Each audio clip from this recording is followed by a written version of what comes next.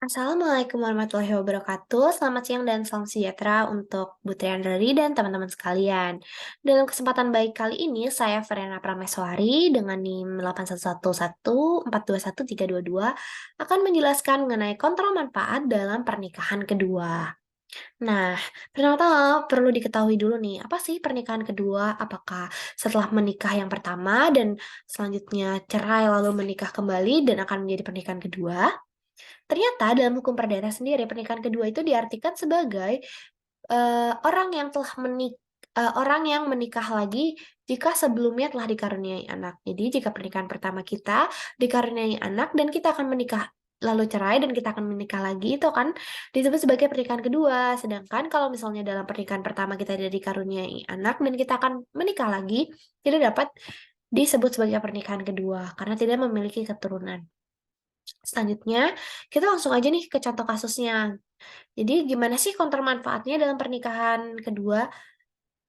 Ada kasus begini, jika si P meninggal, berarti ini adalah si ayah ya, si laki-laki. Nah, keluarga yang masih hidup itu K atau istrinya dan L itu sebagai anaknya dalam si perkawinan kedua ini. Namun sebelumnya ternyata P telah menikah dengan kakak dan memiliki anak B. Oke, selanjutnya jadi kita ini, harus tahu HBP. Jadi maksudnya HBP adalah harta bawaan P, itu adalah 24 juta dan harta bawaan K adalah 6 juta. Lalu ada harta bersama yaitu 30 juta, serta untung persatuannya itu 30 juta dan harga persatuannya itu 60 juta. Harta persatuannya, sorry ya salah.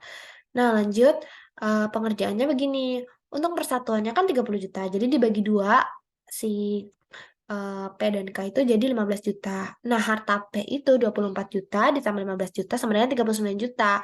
Sedangkan harta K sendiri, ini 6 juta tuh harta bawaannya tadi ditambah 15 juta yang untuk persatuan dibagi 2 sama dengan 21 juta. Lalu ada warisan P, yaitu 30 juta. Nah, 30 juta ini harus dibagi 3, yaitu si istri, anak dalam perkawinan, dan anak perkawinan pertama. Nah, itu adalah 10 juta.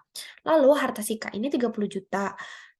Lalu jadi harta K-nya berapa? Nah, harta K-nya itu 30 juta ditambah 10 juta sama dengan 40 juta nih.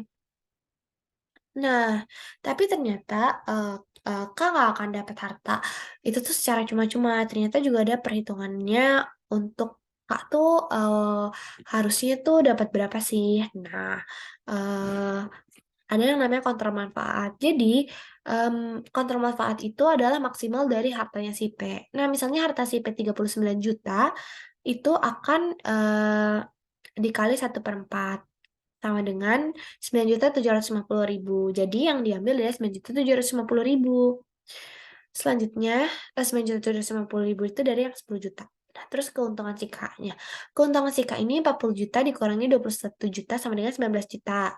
Nah, manfaatkannya sendiri 19 juta dikurangin 9.750.000 sama dengan 9.250.000. Nah, 9.250.000 ini akan dibagi ke kedua anaknya yaitu 4.625.000.